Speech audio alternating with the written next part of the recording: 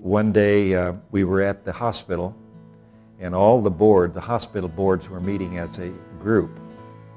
And the question came up, it's been mentioned that we should do hospice. And nobody knew what hospice was. We thought that was a youth hostel where you hang out in Europe and spend very little money for a cheap bed. When they explained what hospice was, then the question came up, who will oversee this and see it through to a completion?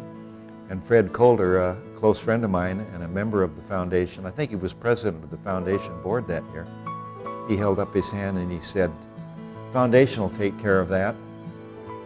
And so we did. And we took charge and raised the money and formed a building committee, built a hospice, and we raised $2 or $3 million.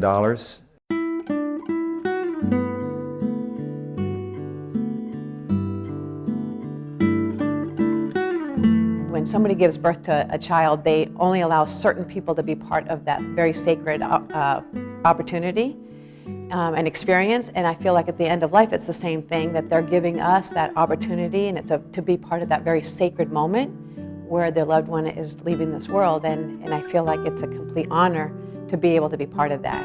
What makes me passionate about hospice is knowing that I'm helping to make a difference in people's lives. So just knowing that I'm able to be there to support them through this final journey in this process, that's what allows me to keep going and to be able to keep doing what I'm doing. Our home nurses are also wonderful. They're going out to visit the patient in the home as long as things are manageable.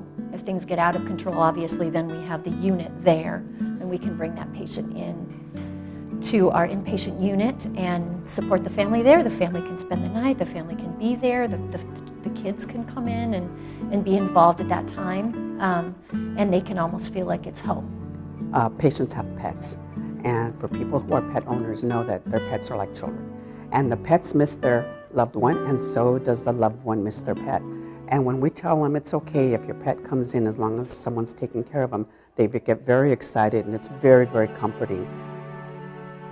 This hospice has been a final resting place for many of my personal friends, people that I worked with and grew up with and knew in business and in the Rotary Club, things like that. And I just found that this place was so caring and so loving and so personal.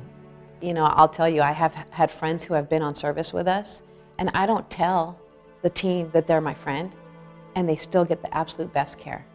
In the end, I'll say, you know, this was so-and-so, and they were my best friend, or they were my best friend's parents. And the team's like, you didn't tell us? No, I didn't tell you, because I trust that we're going to be taking care of people, whether they're a CEO of a company or a homeless person or our family and friends. I know that we're going to deliver that same quality of care.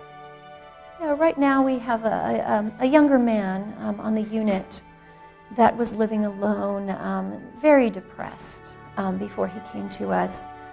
The home nurses were seeing him and were managing the symptoms, and he fell and broke his elbow. So he came to us extremely depressed, and he has said basically, I didn't know that there were people that cared for me the way the people care here.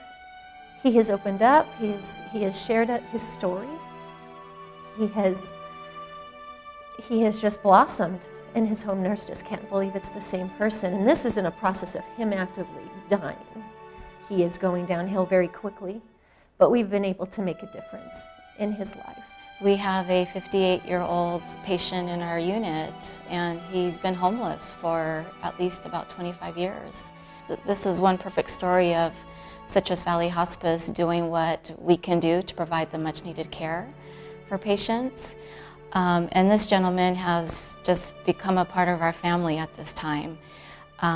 Being homeless, he was very private, did not like to engage in conversation with anybody, really didn't want anybody visiting him, even the nursing staff. We go into the room now, we can have a conversation with him. He smiles, and he's so appreciative of the care. That has really touched my heart, and it'll be hard to see him go.